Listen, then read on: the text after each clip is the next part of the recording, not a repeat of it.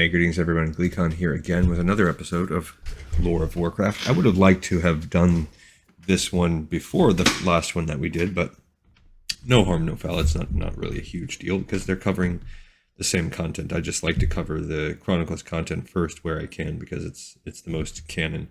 But stay a while and listen to this one. It's this version of Altarac's Betrayal.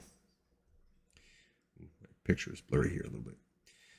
After failing to breach Silvermoon City, Orgrim pulled his forces back and ordered them to march west. The time had come to resume his campaign and attack Lordaeron's capital, and the warchief had found a way to the stronghold.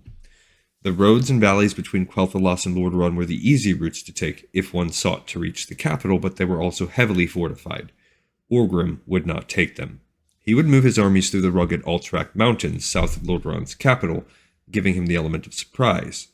Not all of Doomhammer's allies agreed with his plans. Zul'jin and the Amani rejected the warchief's call to go west. Their hatred of the elves burned so hot that they would not abandon the siege of Silvermoon. Zul'jin vowed that he would attack Lordaeron's capital only after all of Quel'Thalas was in flames and he held Anastarion's severed head in his hands. Zul'jin's stubbornness was both infuriating and troubling. Doomhammer had relied heavily on the Amani to guide the orcs through a land that was not their own. Losing the trolls now at this critical moment could spell doom for the Horde. Gul'dan sensed Orgrim's mounting fears. The warlock knew that now was his chance to finally break free from the warchief's control.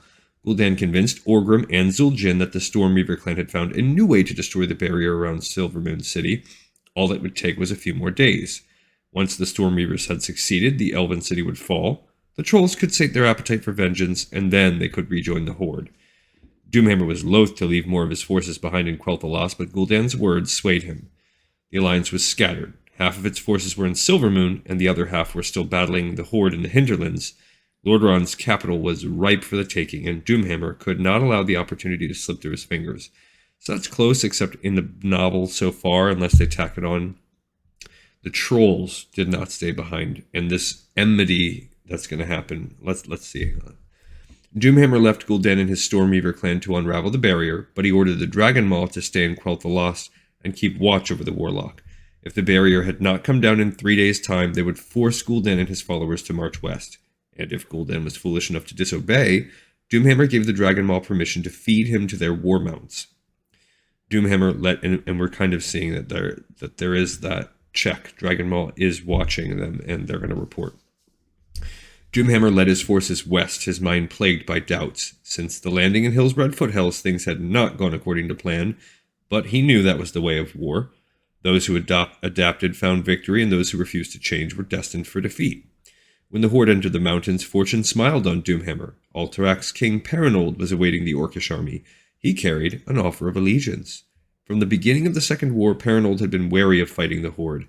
He'd believed that the orcs were an unstoppable force. His fear, or he didn't believe in them at all, depending on how you read it. His fear of the Horde had only deepened as he'd learned of the Death Knights, Red Dragons, and Ogre Magi in his ranks. And again, he wouldn't know about that stuff really, according to the way the novel went. The Horde's arrival in the Alterac Mountains had finally pushed Perinold to betrayal. Rather than fight his enemies, he would strike a deal with them. He would survive. Perinold met the Horde to deliver a simple message. He would grant the Orcish army safe passage to the mountains if Alterac would be spared from the Horde's wrath. Orgrim eagerly accepted the offer, and Perinold showed the warchief how to avoid the defensive positions in the mountains. Night and day the Horde marched through Altarac's unguarded passes. When they finally reached Tristful Glades, Orgrim gave his forces no rest. He threw every soldier at his command against the capital city's walls. Okay, so how the game plays out, and they don't mention it right here, but there is in the timeline somewhere, somehow it is mentioned, and it might be in quests later on, but Zul'jin will forever be pissed that the Horde didn't stay committed and take Silvermoon City. The rest of this more or less plays out the same again. The trolls in the novel, they don't stay, but it does sort of make sense based on the agreement that they made. We also have to see in the game, you kill, the Alliance kills the Alterac, the Nation of Alterac. So does that happen here? How do they get their just desserts for their betrayal? And this siege on Capital City is a big part of the Horde's offensive, but how does that also play into things? And I'm curious. That's just a matter of the story developing.